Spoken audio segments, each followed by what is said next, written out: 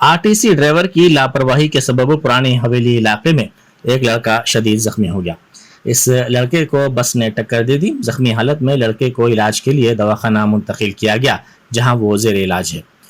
मुकामी अवाम ने RTC driver के खिलाफ सख्त कार्रवाई का मुतालबा किया। इस हादसे का वीडियो सोशल मीडिया के मुख्तलिफ प्लेटफॉर्म्स पर तेजी के साथ वायरल हो गया।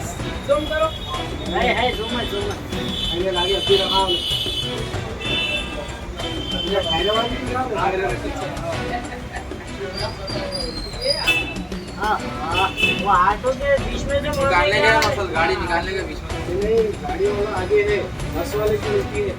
बस वाला पीछे पीछे लो ये के नीचे था बच्चा। बच्चे नहीं आने दो, अपन भी आए।